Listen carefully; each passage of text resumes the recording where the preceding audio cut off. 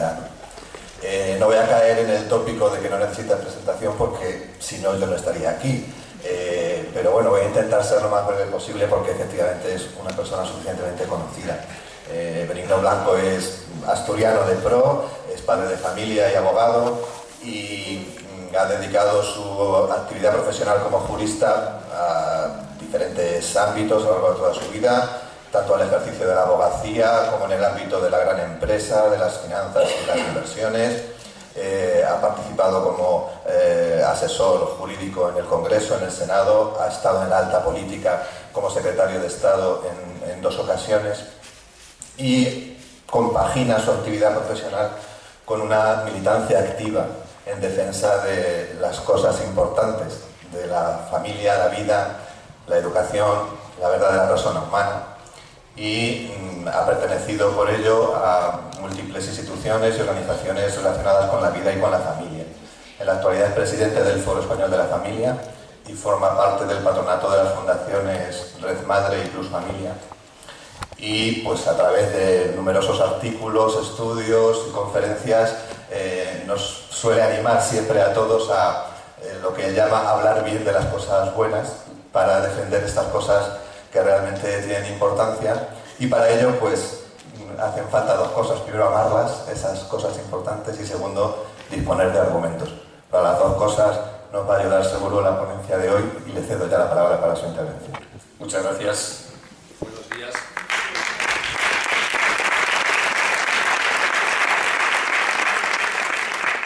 Vamos a hablar de la ideología de género, pero voy a intentar, más que hacer una exposición teórica o conceptual sobre los contenidos intelectuales de esta ideología, a los que también haré referencia, centrarme más en las consecuencias prácticas, en cómo opera en nuestro entorno, qué supone, qué incentivos nos atrae la presencia pública de la ideología de género.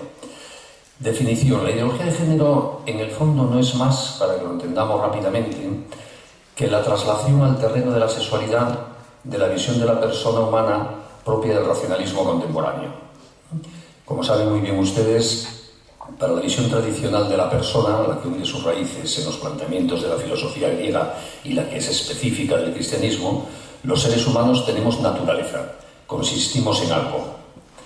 Y como somos libres, podemos, si queremos, realizar en libertad lo mejor de nuestra naturaleza. Para el pensamiento cristiano, en el origen de las cosas está lo razonable, un Dios creador inteligente. No procedemos del caos, sino del orden, de la inteligencia. Y por lo tanto hay un proyecto, hay una naturaleza de las cosas. Consistimos en algo que ha sido pensado y que es razonable. Y nosotros, por ser racionales, podemos conocer eso en qué consistimos. Es decir, podemos conocer, discernir cuáles son las buenas reglas de funcionamiento de nuestro propio ser. Sabemos, en definitiva, en qué consiste ser un ser humano. Tenemos una idea, un proyecto de persona, que es lo que llamamos naturaleza humana. Y por eso podemos conocer con razonable certeza qué cosas nos hacen mejores, nos hacen buenos, planifican nuestra vida, y qué cosas, por contra, nos hacen peores. No nos permiten o obstaculizan el extraer de nosotros lo mejor de que somos capaces. Para el pensamiento racionalista contemporáneo, en el origen está el caos, no está la razón. No somos más que el fruto de la evolución ciega del carbono y, por lo tanto, no hay un proyecto de ser humano, no hay una naturaleza humana. Somos la consecuencia de una evolución bioquímica azarosa, fruto del azar y del caos. Y, por lo tanto, no hay proyecto, no hay naturaleza. En consecuencia, para este pensamiento contemporáneo, el hombre, como no tiene naturaleza, está condenado a la libertad, que es una expresión de Jean-Paul Sartre. Estamos condenados a la libertad. Es decir, cada uno tiene que crearse a sí mismo al actuar.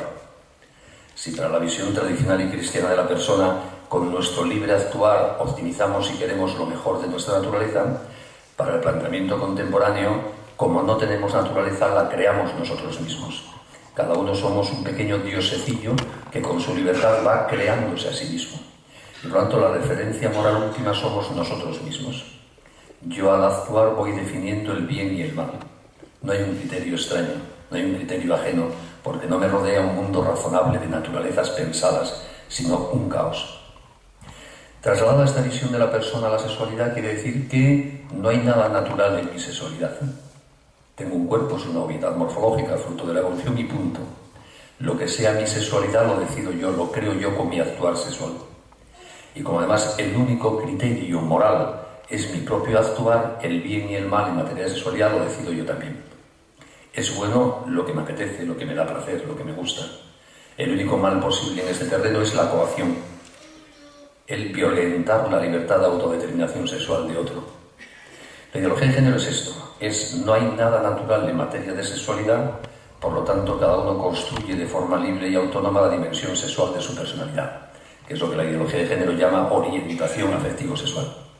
Como la palabra sexualidad parece indicar algo dado físico, prefieren orientación, algo que uno crea, un concepto cultural cambiante, voluble, cambiable en consecuencia. Y por eso también en este planteamiento todas las posibles orientaciones afectivo-sexuales son igual de valiosas y de válidas, porque son la creación autónoma de la persona. Si uno decide crearse como homosexual, como transexual, como bisexual, como heterosexual, son opciones igual de valiosas, todas igual de legítimas. No puede haber un criterio foráneo ajeno a la propia voluntad que establezca que unas son buenas o malas o mejores o peores. Eso es lo que estamos viendo por ahí. Cuando se dice que se da educación sexual en las escuelas, ¿qué se hace? Lo que se enseña es a conocer las técnicas de optimización de las posibilidades de placer del propio cuerpo, y punto. A partir de ahí se supone que es la autonomía del niño y de la niña quien decide, dentro de esa panoplia de posibilidades, qué es lo que le gusta y lo que le apetece. Y lo que él decida está muy bien. No hay más. En nuestra sociedad hay dos formas básicas de entender la sexualidad. Luego se podrían hacer muchos matices, ¿no? Para unos la sexualidad es algo puramente genital, vinculado al placer, externo. Una posibilidad de manipulación de la persona sobre su propio cuerpo, punto.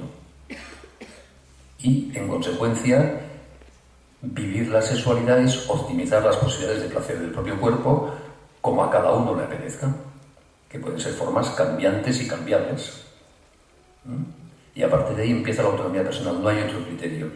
El maestro, el pedagogo, no puede pasar de ahí, porque previamente se ha reducido la sexualidad a esa dimensión genital, externa y corpórea del ser humano y punto.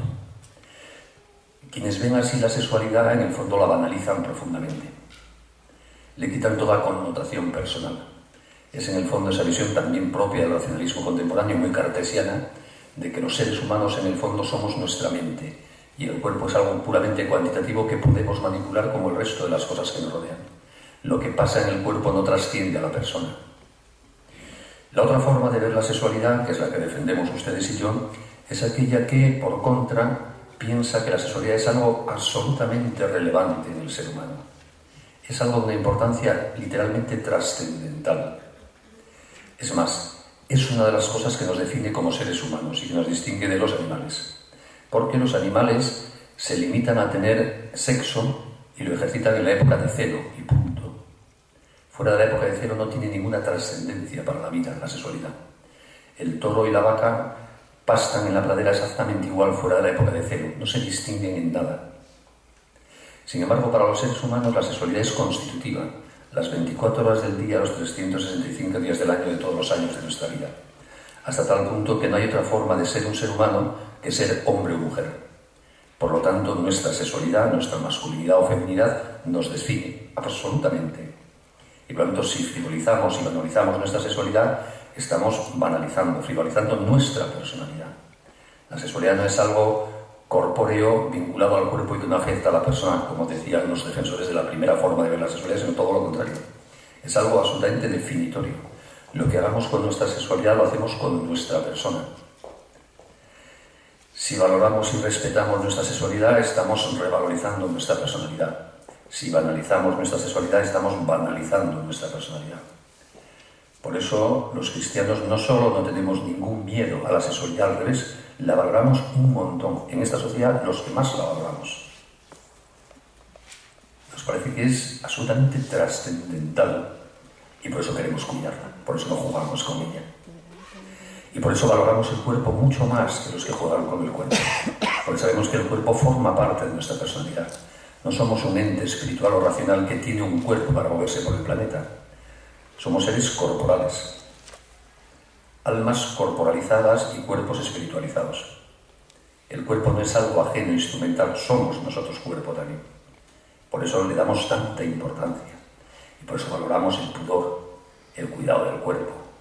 porque es que somos nosotros. Por lo tanto, hoy día tenemos que ayudar a los que nos rodean a volver a descubrir el valor de la sexualidad. Porque aunque haya mucha gente que juegue mucho con la sexualidad, no la entiende, no la valora.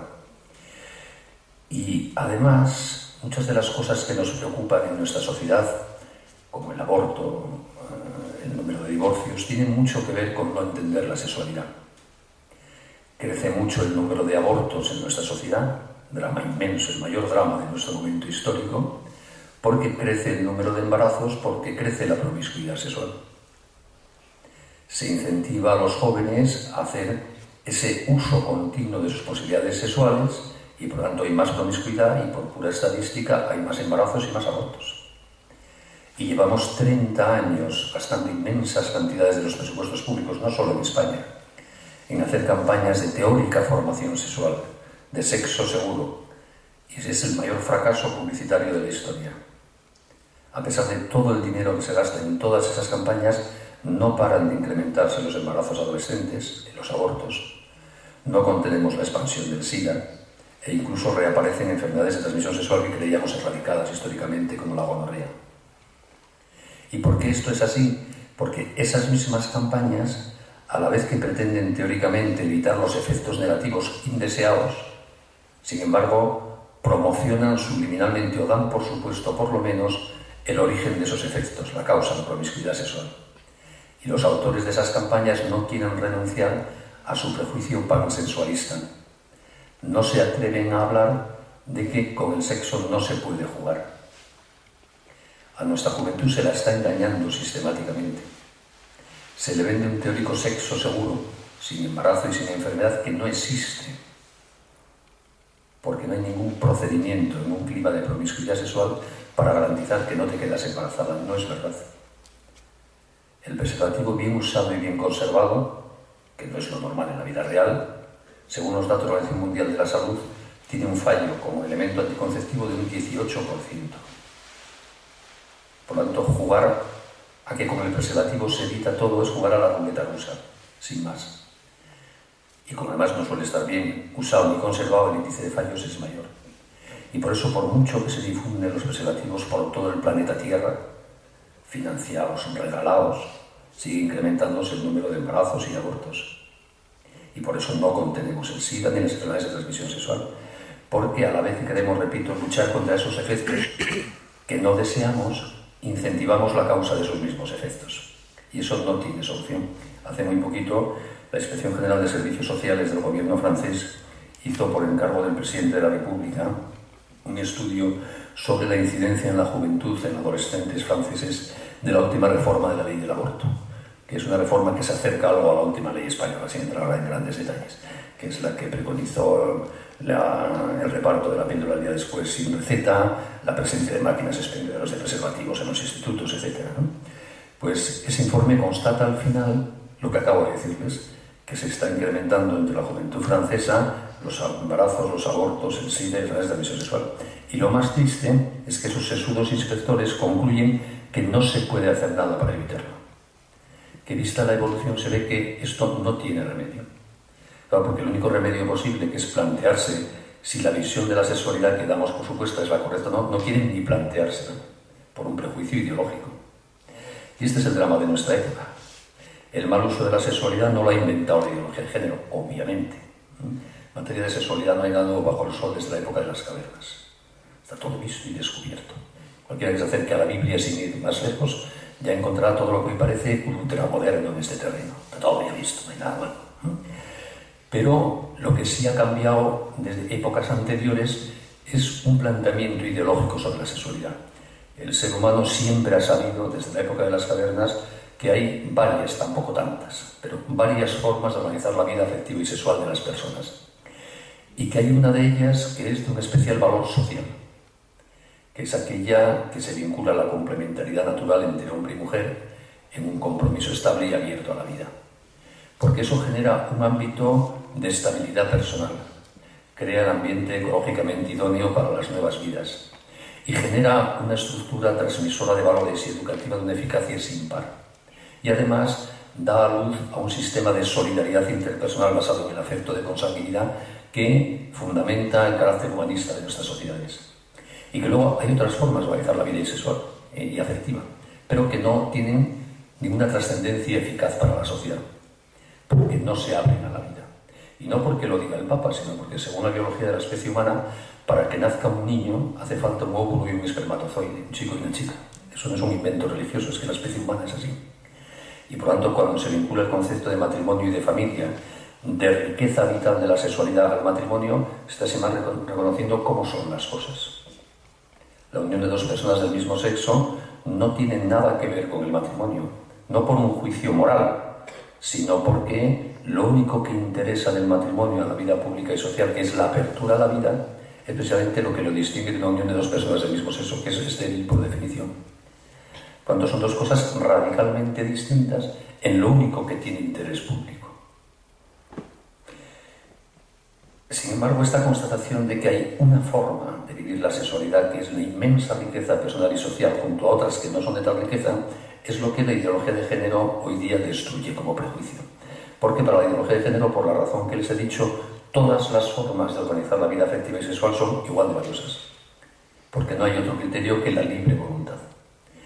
Entonces, a la capacidad humana de equivocarse en materia de sexualidad, lo que aporta la ideología de género en nuestros días es el juicio ideológico de que no hay equivocación, sino que todo es igual. Y de ahí dimana la agenda política de la ideología de género. Debe suprimirse el matrimonio como institución específica para la unión entre hombre y mujer porque es discriminatorio. El matrimonio debe ser, como ya lo es en España desde la ley del 2005, la institución abierta a la unión de cualesquiera dos personas, sea cual sea su orientación afectivo-sexual.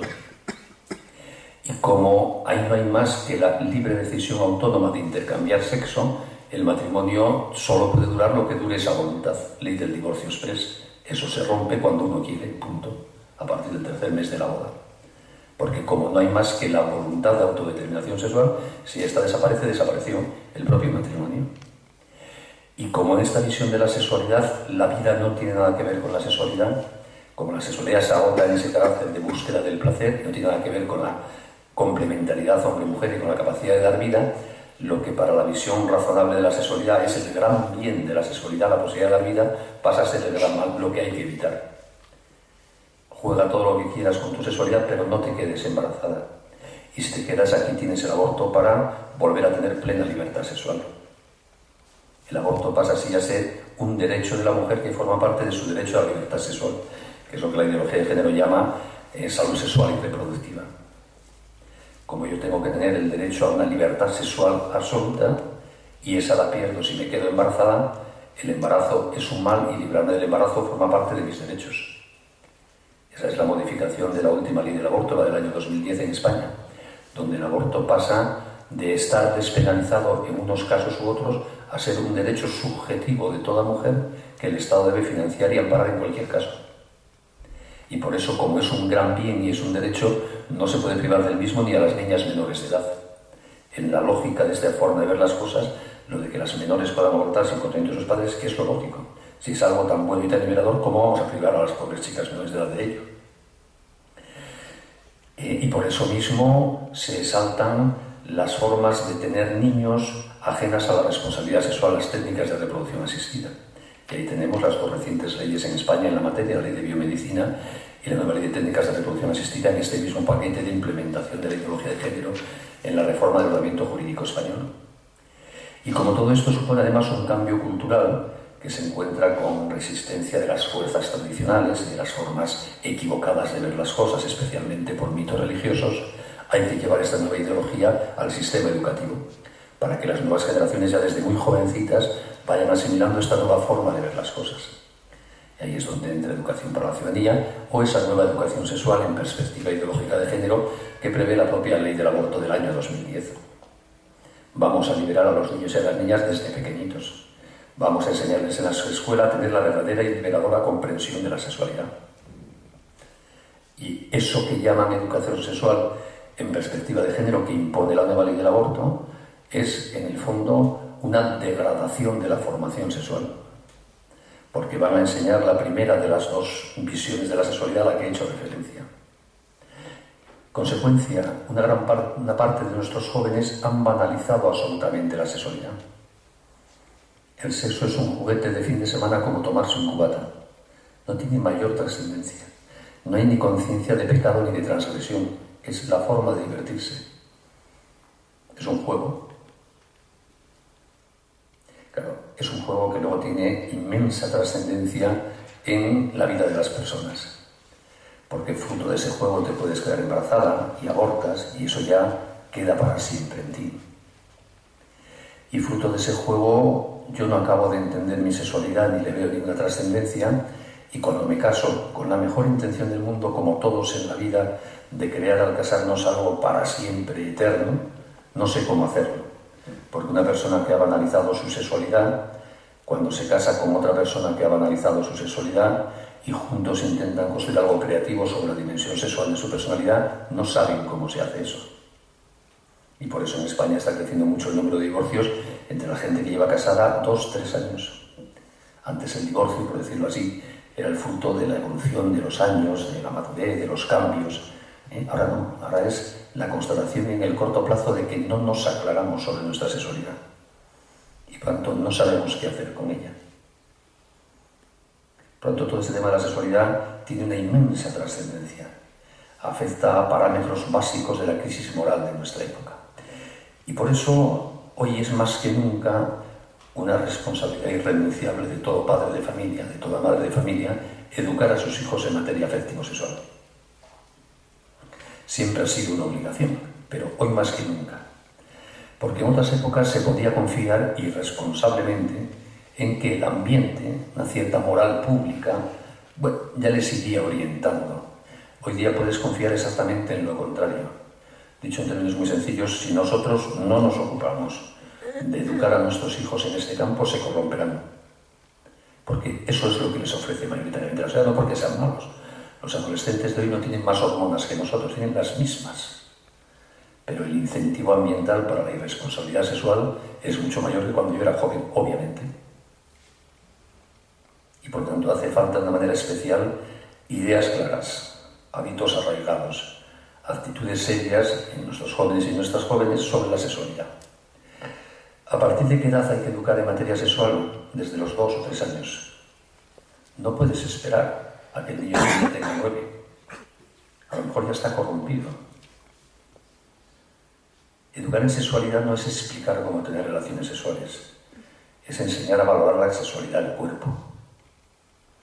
Y eso se puede hacer desde que son muy pequeñitos, explicándoles el sentido del pudor, por qué los vestimos después de ducharlos, por qué nos vestimos y no andamos desnudos por casa, por qué hay niños y niñas, para que pueda haber papás y mamás, lo feliz que hace vivir en matrimonio y en familia, y que vean nuestras palabras al respecto ratificadas por la felicidad de nuestra conducta. Eso es educar en la sexualidad, no es explicar tecnologías ni posturitas, es apreciar lo que se tiene, respetar el propio cuerpo. Valorar y empezar a comprender progresivamente la inmensa fuente de felicidad y de creatividad que hay en el cuerpo, porque algún día podremos ser padres y madres gracias a eso. Y por eso les enseñamos también que con el cuerpo no se hace un regalo gratuito a los demás, se tapa. El sentido del pudor al vestir. Y según van creciendo un poquito más, les explicaremos la distinta forma de reaccionar sexualmente que tenemos los chicos y las chicas, para que no nos hagamos daño sin querer unos a otros. Para que conozcamos un poquito cómo reacciona el de enfrente y no ponerle en tentación jugar con él. Y así poco a poco vamos educando a los niños. Y si alguien no sabe cómo hacerlo, que pida ayuda.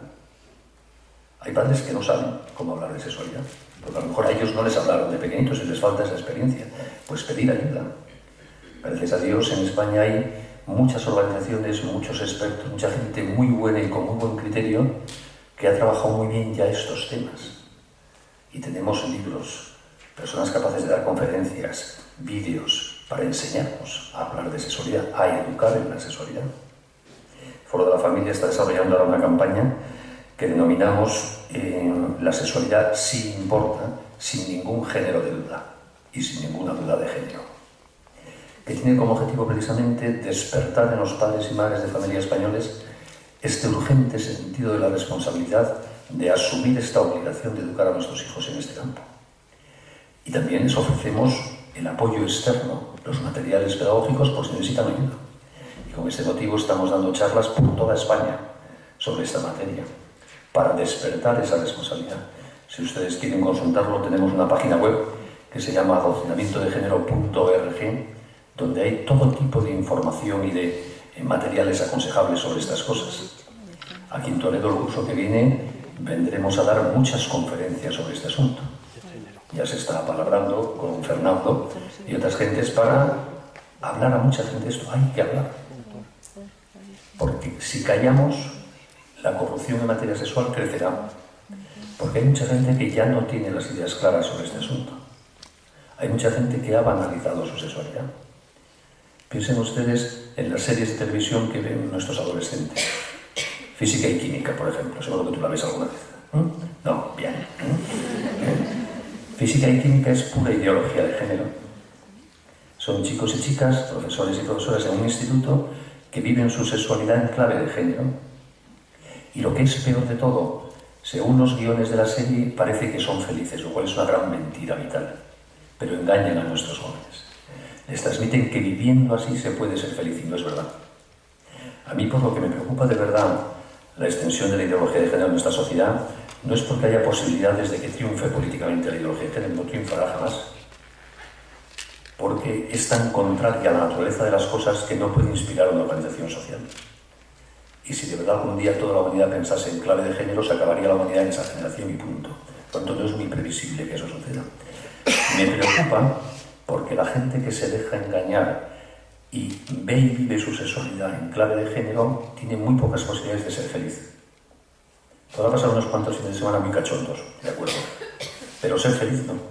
Así no se puede ser feliz. Por lo tanto, lo que está en juego es la felicidad de la gente en la que creemos. Y por eso tenemos que intentar ayudarles a no infectarse de este virus de género, o si se han infectado, a curarse. ¿Y cómo se puede hacer esto?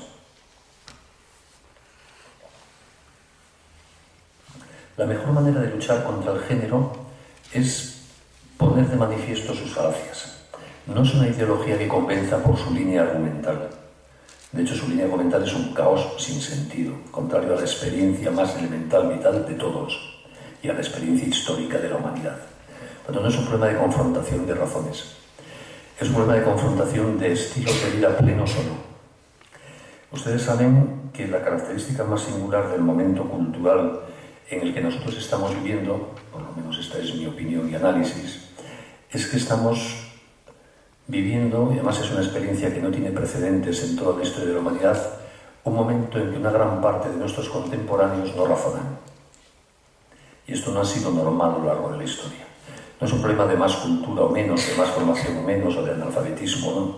Es un problema de creer o no creer que razonando los seres humanos nos podemos aclarar, tener criterios sobre las cosas.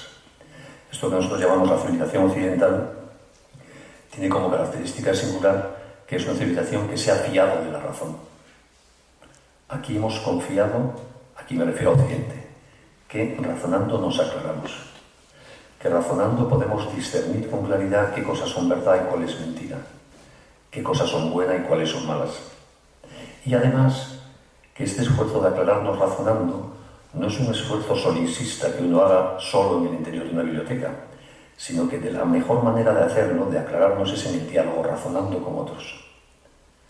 Que la razón no es un convencimiento subjetivo de uno para sí mismo, sino que es un acercarnos a la verdad que lo hacemos mejor varios juntos, hablando, dialogando, fertilizando mutuamente nuestros pensamientos.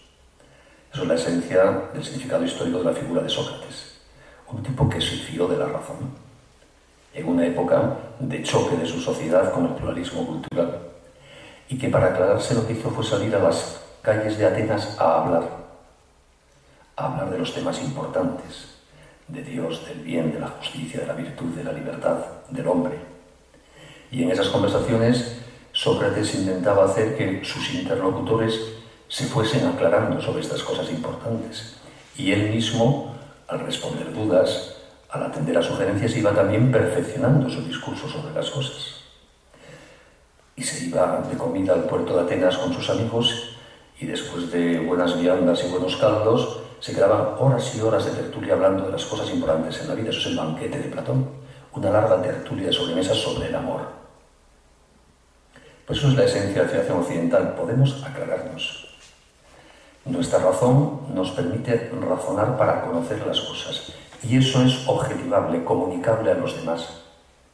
Las convicciones sobre el bien y sobre el mal no son puramente subjetivas, son razonables y comunicables y compartibles. Hay una verdad a la que podemos llegar juntos unos y otros a través del diálogo. Y por eso el diálogo tiene sentido.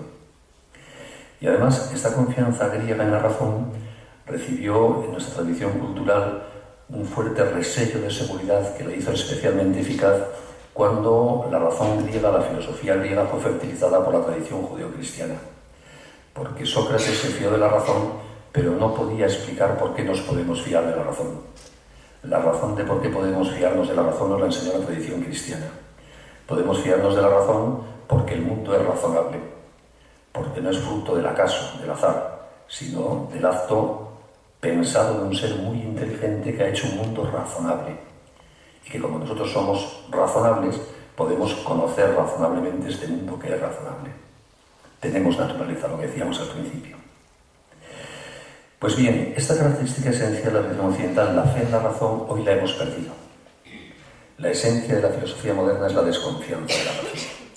Descartes nos hizo dudar de que con la razón pudiésemos conocer con certeza la realidad de las cosas. Kant nos convenció de que con la razón no podemos conocer la realidad de las cosas, y desde entonces el pensamiento moderno es una deriva irracional, aunque se haga en nombre de la razón. Pero la razón de la filosofía moderna no es la razón de Sócrates. La razón moderna, la de Descartes, es una razón que se encierra en sí misma para buscar en su propio interior la certeza. La razón de Sócrates es una razón que sale hacia afuera para buscar en el conocimiento de la realidad de las cosas la certeza. Por eso la razón moderna no es comunicable, crea espacios cerrados, individualidades, mónadas aisladas, mientras que la razón de Sócrates era dialógica, comunicativa. Consecuencia, en el mundo moderno, aunque la gente no haya leído ni a Kant ni a Descartes, su pensamiento ha calado. Y una gran parte de nuestros contemporáneos no hacen el esfuerzo de razonar para aclararse porque han asumido el prejuicio subjetivo de que no podemos aclararnos razonando. Y por lo tanto mucha gente no razona. Literalmente, aunque sean catedráticos de universidad, escriban libros o presidentes del gobierno, da lo mismo. No razonan sobre lo importante, no hacen el esfuerzo de razonar sobre lo importante. Y además esto en el siglo XX ha empeorado profundamente, porque la preeminencia social y cultural que ha adquirido la tecnología ha hecho que sobrevaloremos en exceso los conocimientos a los que accedemos por los métodos propios de las ciencias experimentales contemporáneas, es decir, lo cuantificable, lo matematizable. Y como lo esencial no se conoce por esos procedimientos, lo que no se conoce por esos procedimientos nos hemos convencido de que es subjetivo y arbitrario, que lo cierto es lo matematizable, lo llamado científico, y lo demás es el mundo de la arbitrariedad subjetiva de cada uno. Y eso ha hecho que hoy la pérdida de fe en la razón sea más grave que en el siglo XIX. Y este es el humus cultural en el que se educan las nuevas generaciones. Un humus cultural que lleva a desconfiar de la razón. Es más, que lleva a percibir a aquellos que afirman que hay cosas que son siempre ciertas y cosas que son siempre falsas, que hay cosas que son siempre buenas y cosas que son siempre malas, como si fuesen peligrosos enemigos fundamentalistas de la propia libertad. Como si quien dice esto es bueno estuviese amenazando mi libertad creativa para decidir qué es bueno y qué es malo.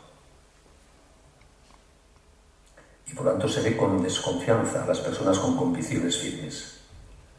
Esto se nota mucho en cómo se reacciona con frecuencia entre los pronunciamientos de la Iglesia. No es tanto por lo que diga la Iglesia. Ya se sabe que el Papa va a decir que el aborto está mal. La noticia sería que dijese lo contrario un día, ¿verdad? Y sin embargo la gente se escandaliza cuando el Papa recuerda que el aborto está mal. Y no porque diga eso. Lo que escandaliza es que alguien, el Papa en este caso, se atreva a decir que hay algo que es malo. Simple y por definición. Eso ofende. La pretensión de veracidad absoluta de algunos, por ejemplo de los católicos, ofende a quienes piensan así. No por el contenido de lo que decimos, sino por nuestra pretensión de tener la verdad. Porque significa eso que hay una verdad, que no la creo yo y me siento ofendido porque me estáis quitando un poder. Ser bueno no es sin más un tema de sentimientos, de afectos, de emotividad. Ser bueno es discernir qué cosas son buenas y qué cosas son malas e intentar implicar la propia vida con las buenas. Si alguien no sabe que se puede discernir lo bueno de lo malo y no hace el esfuerzo de hacer ese discernimiento, no es que sea malo, es que es incapaz de ser bueno, que es mucho peor que ser malo. Y este es el estado moral de una parte de nuestra juventud.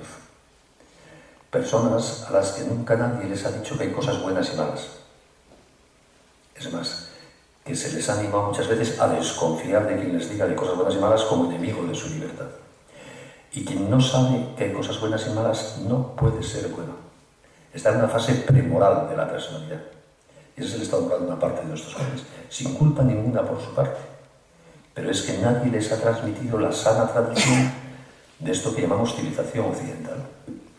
Se les ha literalmente desarraigado, no tienen raíces. Y están abandonados a su pobre libertad. A una libertad prometeica que se echa encima una carga inmensa, crear el bien y el mal, y no puede hacerlo, obviamente. Y por eso hay tanta frustración y tanta depresión y tanto suicidio. El mundo es muy razonable como un Dios. Da sentido a las cosas, explica el origen y el final. Pero el mundo no se entiende con muchos diosecillos porque chocamos entre nosotros. Y eso es lo que está pasando hoy.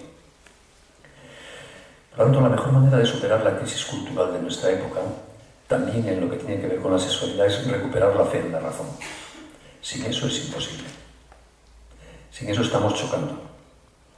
Tú lo dices así, yo lo digo así. Esa frase con la que acaban tantas conversaciones, tomándose una caña o un café con los amigos, ¿no? Cuando se habla de los temas importantes del aborto, de la vida. Y tú cuentas tu visión de las cosas y dices, bueno, tú lo ves así, yo lo veo así. Si alguien le dijese eso a Sócrates, Sócrates lo abofetea en las calles de Atenas. Seguro. Porque Sócrates diría, así no puede acabar una conversación. Así, en todo caso, empiezan las conversaciones. Porque si tú lo ves así, yo lo veo así, quiere decir que los dos, uno de los dos, estamos equivocados. Lo que hay que hacer es estudiar el tema para aclararse. Y sin embargo, ¿cuánta gente acaba así los debates, verdad? Esa expresión de cómo cuánta gente con normalidad se niega a razonar. También así acaban muchos debates parlamentarios. Yo lo legalizo y tú, si no quieres, no abortes, que es lo mismo de yo lo veo así, tú lo ves así. ¿Qué importará lo que yo quiera? Lo que importa es de qué estamos hablando. Por ejemplo, en materia de aborto, ¿de qué hablamos? ¿De la vida de un ser humano? No, es lo único importante. Lo que a mí me apetezca, mis problemas no tienen nada que ver. Serán muy importantes, pero es otra cosa. Lo único importante es de qué, de quién en este caso estamos hablando. Pero de ese de qué estamos hablando es de lo que no se quiere hablar, porque no nos fiamos de la razón para saber de qué estamos hablando. Y por eso las discusiones teóricamente morales, bioéticas o deontológicas en esta época habitualmente son absurdas, sin más. No están bien planteadas y cuando no pueden llevar a ninguna conclusión. Hay que ir a una fase previa de la cuestión, que es descubrir de nuevo la fe en la razón. Por eso, cuando queremos ayudar a nuestros hijos, a nuestros feligreses, los curas, a nuestros alumnos, los profesores, en estos campos, no podemos empezar a discutir sobre la última hoja de la rama más alta del árbol de la verdad. Hay que empezar a discutir y a sentar las raíces. O les enseñamos a pensar, a fiarse de la razón, o todo lo demás es que no tiene sentido, no nos entiende, no saben de qué hablamos. Hay que enseñar a la gente a razonar. Eso es lo mismo que dice el Papa cuando habla del relativismo como el gran mal de nuestra época. En el fondo es lo mismo. En un clima de relativismo es imposible el diálogo, es imposible el acceso a la verdad. No tiene sentido plantearse, sin más. Y esto es muy trascendente para la educación, porque en el relativismo es imposible educar. Por mucha buena voluntad que se ponga, es imposible. Porque condición sine qua non para educar es tener un proyecto de persona. Educar no es más que extraer, incluso la raíz latina de la palabra educere es eso, sacar, extraer, de un niño todo el potencial de bien y de verdad que hay en él. Y la labor del educador es, como decía mi admirado Sócrates, como el de la partera. Es alguien que tira desde fuera. En el fondo, el educador no educa. Es el niño el que se educa con la ayuda del educador que tira de él. Pero para eso hay que saber en qué dirección hay que tirar. Un proyecto de persona. Si yo no sé en qué consiste ser buena persona, no puedo ayudar al niño, por mucho que le quiera, a orientarle para ser buena persona. Y como hoy día mucha gente no tiene ni la más remota idea de en qué consiste ser buena persona, Por eso tanta gente fracasa al intentar educar. Tantos profesores, tantos padres, tantas madres que quieren educar con una pasión real, que desearían hacer de sus hijos y de sus alumnos alguien perfecto, pero no tienen ni la más remota idea de cómo hacerlo, porque han renunciado a tener un proyecto de persona, saber qué es bueno y qué es malo para la persona. Por eso, repito, se fracasa tanto hoy a la hora de educar. Ya podemos meter muchos ordenadores en clase, reducir la ratio profesor-alumno, que si el profesor no tiene un proyecto de persona, no educará. O el padre, o la madre. Por eso aclararnos sobre un proyecto de persona si queremos ser educadores en el sentido amplio de la palabra. Buenos padres, buenas madres, buenos profesores, buenos amigos de nuestros amigos, que la amistad también es una responsabilidad educativa. Antes tenemos que aclararnos nosotros sobre en qué consiste ser una buena persona. Y quizá también por eso antes, en otras generaciones con mucha menos ciencia que la nuestra, educaban mejor. Porque a lo mejor nuestros abuelos no habían leído ningún tratado de psicopedagogía de la emotividad adolescente, pero tenían una idea clarísima de qué consiste ser un paisano, alguien bueno. Y cuánto la transmitían. Y a lo mejor hoy día nos llenamos de libros, que es muy bueno leer libros, pero si a eso no subyace una idea de persona, las técnicas psicopedagógicas no sirven en sí mismas, son instrumentales. Por eso, repito, nuestra primera obligación como ciudadanos responsables, como padres, como educadores, es aclararnos nosotros mismos. Tener criterios sobre las cosas, saber qué es bueno y qué es malo. Y luego asumir la responsabilidad de no mentir jamás. A una persona a la que queremos no podemos engañarla, ni por la paz social, ni por la paz familiar, ni por evitar líos en el instituto. No se puede engañar. No se puede decir jamás que lo bueno es malo o lo malo es bueno. La prudencia puede llevar a no estar hablando siempre de todas las cosas, pero engañar jamás. Si mi hija se va a vivir con su novio, yo sé que está haciendo algo malo. Cada vez que me llame por teléfono a casa, no cogeré el teléfono y diré, dime adúltera, pues eso es absurdo. Pero de vez en cuando tendré que recordarle, ¿cuándo arreglamos esto, niña, que no vamos por buen camino? ¿Verdad? Con prudencia, con sentido común. No puedo aparentar que lo que está haciendo es bueno. La estaría engañando. Sigue siendo mi hija, la quiero con locura, pero tengo que intentar ayudarla a hacerse buena. Y así con lo que queráis. Y los profesores con los alumnos lo mismo. No se trata de estar todos los días en plan torquemada machacándoles con el dogma, pero tenemos que decirles las cosas para que puedan ser buenos, para que conozcan lo bueno y lo malo. O los curas con sus feligreses. La verdad tiene derechos inmensos, la libertad también, pero la verdad tiene sus derechos. Es más, hago un pequeño paréntesis de exégesis histórica. La gran confrontación entre la Iglesia y la modernidad en los últimos 3 siglos ha sido que los hijos de la modernidad ilustrada se enamoraron de la libertad. Y se enamoraron tanto de la libertad que perdieron de vista los derechos de la verdad. Y por contra, la jerarquía de la Iglesia, tan consciente de su obligación de defender los derechos de la verdad, fue incapaz de entender los derechos de la libertad. Y los unos con su libertad y los otros con su verdad han estado dándose mamporrazos los siglos. ¿Qué sucede hoy día? Que los hijos de la modernidad siguen mirándose el ombligo de su libertad sin tener otro criterio, cada vez más enloquecidos. Por ejemplo, la ideología de género. Yo. Y sin embargo, el pensamiento de la Iglesia ha sabido hacer una conestación sintética de los derechos de la verdad y los derechos de la libertad. Eso es el Vaticano II en esencia. Y por eso hoy día en el humus cultural cristiano hay mucha más creatividad. Hemos superado el conflicto de la modernidad, mientras que los hijos de la modernidad no lo han superado. Por eso el futuro es muy halagüeño, pero hay que trabajárselo. Tenemos las bases conceptuales, intelectuales y morales para ello, pero ahora hay que trabajarlo. Y repito, la forma de trabajarlo es enseñar a razonar, enseñar a enamorarse de la verdad. Y para eso, en el Foro de la Familia tenemos un lema que tú recordabas antes en la presentación, que es hablar siempre bien de las cosas buenas. Si ustedes saben nuestra página web, lo primero que verán es eso, hablando bien de las cosas buenas. ¿Por qué? Pues porque el bien es muy atractivo, más atractivo que el mal. El mal puede ser más sugerente y seductor en el corto plazo, pero el bien es mucho más atractivo. Y por tanto, la mejor manera de hacer a la gente buena es ponerle el bien delante para que se enamore de él. Piensen ustedes que el mayor poder que tenemos los seres humanos es el poder de hablar. Porque cada vez que hablamos, entramos literalmente en el interior de la cabeza y el corazón de quien nos escucha. Y entramos con capacidad de formatear, de modificar lo que hay ahí. Yo es un poder que ahora estoy ejerciendo con ustedes, y muy conscientemente.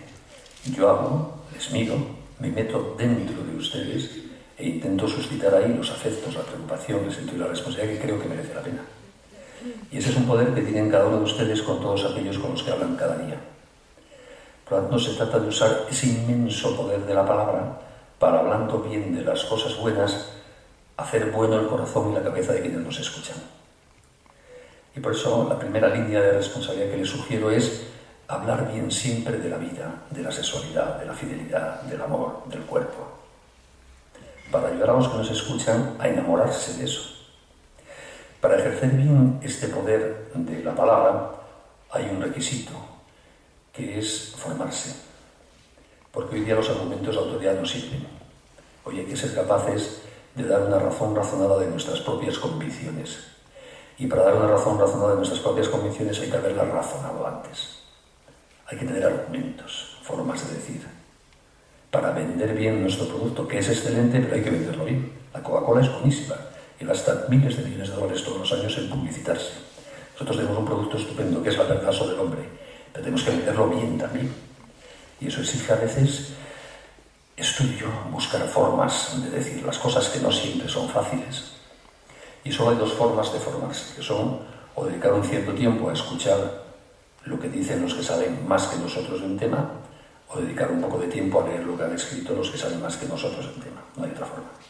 Por lo tanto, hay que dedicar un cierto tiempo a leer o a escuchar. Y yo diría que no es responsable salir a la calle hoy en el siglo XXI en un país como España sin tener claros unos cuantos argumentos sobre los temas que hoy día no se entienden. Hoy en día no es responsable para salir a la calle tiene que saber hablar del aborto y de los embriones y de la eutanasia y del sexo y de la homosexualidad y del matrimonio, porque son los temas sobre los que no se aclaran y en consecuencia sobre los que necesitan que les hablemos nuestros contemporáneos. Hoy día aquí tener argumentos muy claros de por qué la esclavitud debe ser ilícita no tiene especial interés. Vamos muy bien saberlo, pero la esclavitud no es el problema de España hoy día. Y tener ideas claras sobre esos temas a los que he hecho referencia no es nada fácil, porque son aspectos de la dimensión moral de la realidad que son evidentes.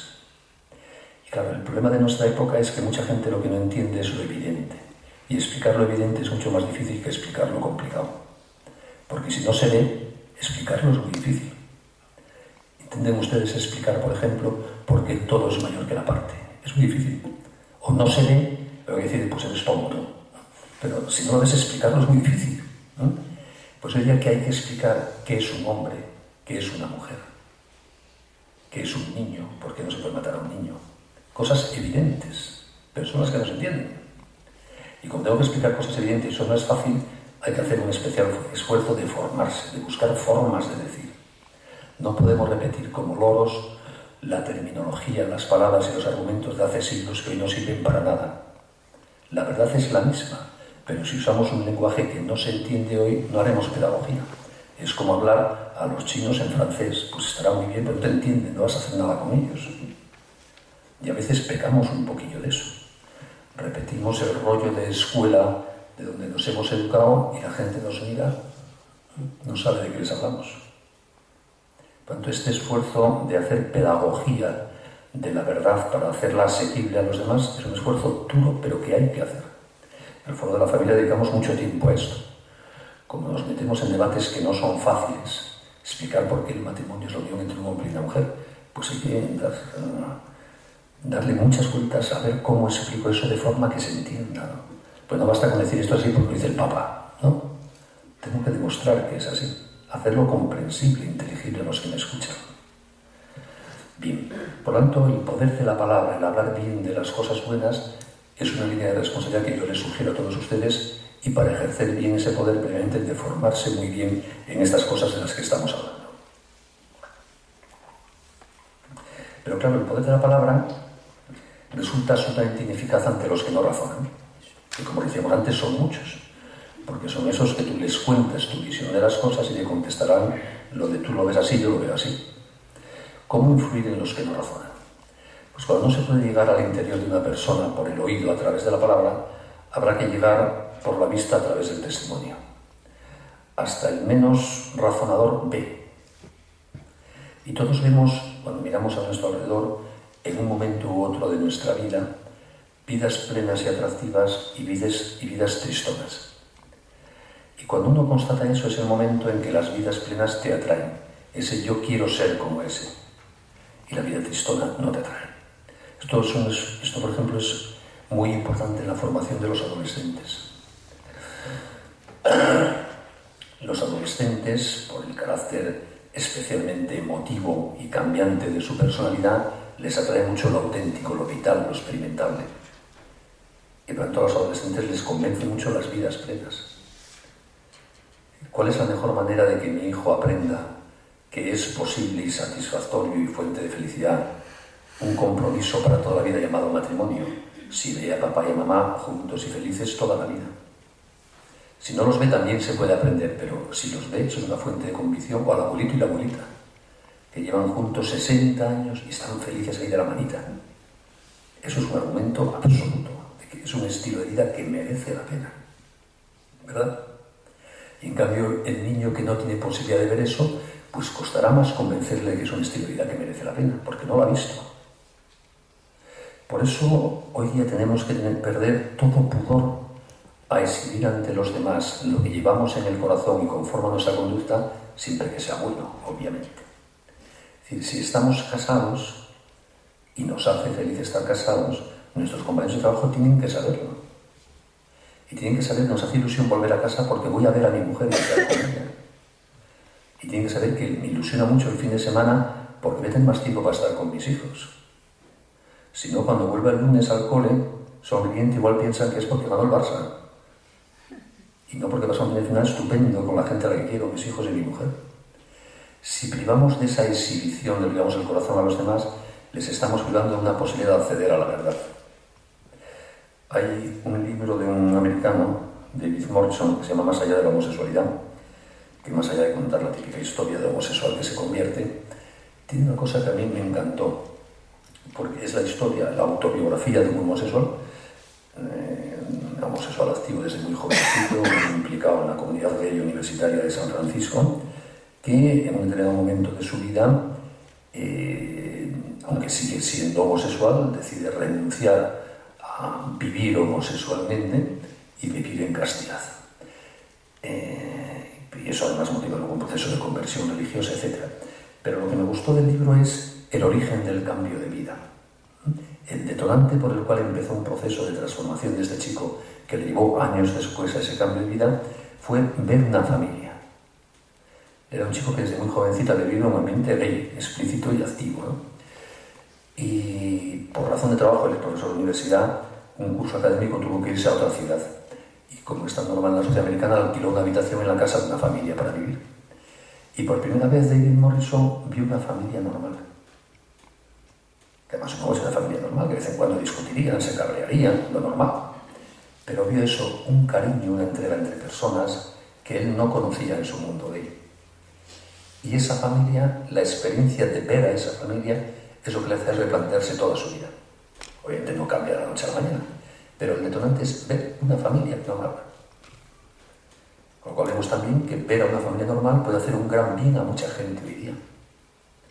Y quien dice eso dice ver la naturalidad con que recibimos la maternidad, y no como si fuese un inmenso fracaso que me ha caído en la vida. O el cariño que ponemos en el cuidado de los mayores y de los enfermos.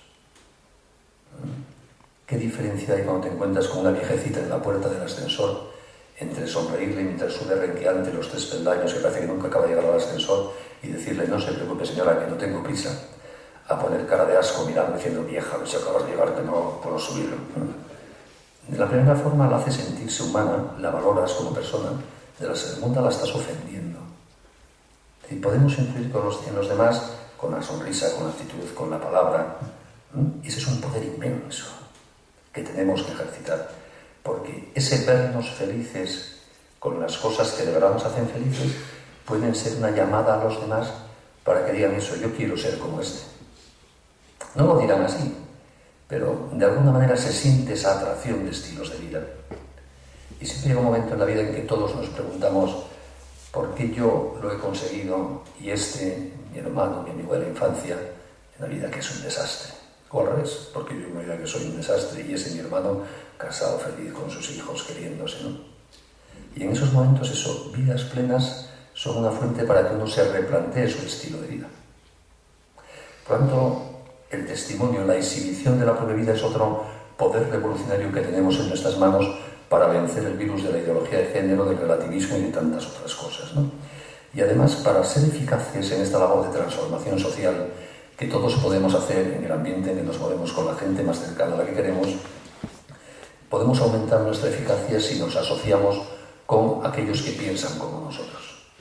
Porque en sociedades tan pluralistas como la nuestra, uno solo llega a poquito, dos juntos llegan a más y muchos juntos llegan a mucho más. Por eso es tan bueno buscar a gente que piense como nosotros y juntos hacer cosas que nos permitan llegar a todos, a más gente, que es lo que hacemos con las asociaciones de padres, con las APAs, con el Foro de la Familia, con Red Madre y con 1000 asociaciones más buenísimas que hay por ahí. Tanto yo les animaría también que tenemos que meternos en cosas, dejarnos liar, aunque todos estemos muy agobiados de tiempo, para llegar a más gente, para ser más eficaces en esta labor pedagógica. Y en concreto en el campo de la ideología de género, y con esto voy a concluir, es muy importante hoy día ser muy hombres y muy mujeres. Frente a esa indeterminación de género de que todo es igual, intercambiable, hay que demostrar mucha feminidad y mucha masculinidad. Esto no quiere decir estereotipos culturales, no hablo del pelo largo, del pelo corto, de ser muy macho ibérico, de la falda y el pantalón. Hablo de cuidar lo específico de la feminidad y lo específico de la masculinidad. Y lo específico de la feminidad y lo específico de la masculinidad es precisamente la complementariedad de una y otra con su potencial apertura a la vida. Eso es lo más esencial de la sexualidad humana. Por lo tanto, estamos siendo muy hombres y muy mujeres cuando nos respetamos con inmenso cariño mucho como hombres y como mujeres. Cuando valoramos inmensamente la capacidad potencial al menos de ser padre y madre que tenemos. Cuando vemos la apertura a la vida como algo bueno. Cuando amamos la maternidad. Cuando todo ese elenco potencial que vincula a nuestra complementariedad lo respetamos y lo cuidamos con mimo. Eso es exhibir masculinidad y feminidad, que es la mejor manera de dejar patente con nuestra vida que las chorradas de género son chorradas, que hay hombres y mujeres, que no somos conductas sexuales, somos seres humanos. Y esto además a la hora de educar es muy importante, no perder de vista que siempre somos libres. Nadie es homosexual. Todos los seres humanos somos sexuados y libres. Y en consecuencia podemos usar nuestra sexualidad bien o mal. Y podemos meter la pata una vez, 35, 48 años y seguimos siendo libres. No somos nuestra conducta ni los heterosexuales ni los homosexuales. Por tanto, nadie está condenado en este terreno a nada. Esa especie de determinismo biográfico que desde el mundo cultural ley se quiere transmitir a los jóvenes, de si has tenido una experiencia, una tendencia homosexual, eres de los nuestros, vente con nosotros, es mentira. Y si tu hijo o tu hija ha tenido experiencias así, no es, ha metido la pata, puede rectificar. Y tu obligación, si le quieres, ayudarle. Y además, como la razón de ser de la educación es el amor, yo tengo derecho a educar no porque lo diga la Constitución, sino porque quiero con pasión a mis hijos. Y porque los quiero con pasión, quiero transmitirles el patrimonio humano, intelectual y moral que sé que les puede ayudar a ser mejores. Y por lo tanto educo por amor. Y como les cargué toda la vida, la labor de educar dura toda la vida. Y por lo tanto el educador debe tener muy claro que la vida es biográfica, temporal, y que lo que importa es cómo acabamos. Si tu hijo, si tu hija mete la pata, y la mete mucho y durante mucho tiempo, puedes sacarla. Si no se ha muerto todavía. Y por lo tanto, tu obligación como persona que le quiere es estar a su lado disponible para ayudarla a sacar la pata cuando le apetezca o cuando intuya que puede sacarla. Y de vez en cuando a lo mejor animarle, recordándole que puede sacar la pata. No podemos tirar la toalla, no podemos con un pesimismo existencial abandonar a los que queremos por su mala conducta. Y hablo de alumnos, de hijos, de amigos. Si tú quieres a alguien, tienes que estar a su lado para ayudarle a ser bueno siempre. Es que hace esto y hace lo otro y hace otro, ¿y qué? Puede rectificar. Cuando tu obligación es estar a su lado para ayudarle a rectificar cuando esté dispuesto a intentarlo y para animarle a que lo intente. Es muy normal, padres y madres, abuelos y abuelas, que veamos a nuestros hijos meter la pata. No es invitar a meter la pata, jovencitas, ¿eh? Es que es normal que esto pase. Yo he metido mucho la pata en mi vida. No podemos escandalizarnos por eso. No podemos decir, es que este es tal cosa y no hay nada que hacer con él. Con el ser humano siempre se pueden hacer cosas. Por muchas burradas que haya hecho un niño o una niña en materia sexual, puede volver a ser virgen. Si no en el cuerpo, en el alma, en su actitud vital. Y por tanto, a los que han hecho muchas burradas, no podemos decir, con estos ya no hay nada que hacer. ¿Cómo que no? Se puede hacer de ese que ha metido tanto la pata a un santo. Es que ha abortado, es que vive en Chueca y que se le puede ayudar a ser un santo. Por lo tanto, amor a la libertad, paciencia inmensa, no perder de vista este carácter biográfico del ser humano y saber que el bien al final es muy atractivo. Tenemos que ser capaces de poner las cosas buenas delante de los demás, también en este terreno de la asesoría, porque así les iremos, al margen de los errores que cometan en un momento u otro, animando a encariñarse con esa dimensión bondadosa de su propia personalidad. Por lo tanto, todo esto es posible hacerlo. Hay que ponerse manos a la obra.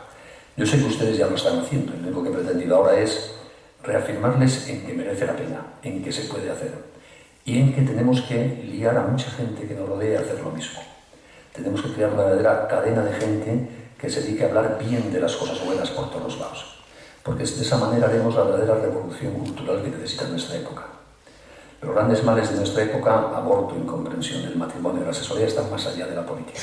Esto no se arregla con leyes. Las leyes son muy importantes y los políticos tienen una gran responsabilidad. Pero estos temas de fondo de nuestra época solo se arreglan allí donde la gente forma sus convicciones íntimas, que es en el roce existencial de la vida diaria, donde estamos nosotros y no están los políticos. Por lo tanto, esta revolución que hay que hacer hoy nos toca a nosotros, a la gente normal, a los que no somos importantes, a los que no tenemos ningún poder, pero tenemos el poder más importante, que es estar al lado de la gente que queremos.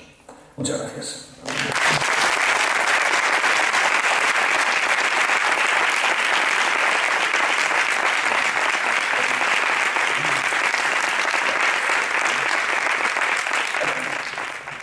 Pues si me permitís, aprovecho para hacer publicidad de mi libro. Yo tengo publicado un libro, que conste que no cobro ni un duro para esto, pero es hablar de estas cosas. Es un capítulo dedicado a la sexualidad, otro al aborto, otro a la educación en familia, otro a la crisis de la razón en nuestra época, cuando a lo mejor os ayuda, si lo leéis un poco, pues eso, a ver estas formas de decir, de acercarse, de ayudar a otros a entender estos temas de los que estamos hablando. Se llama En defensa de la familia, editorial Espasa.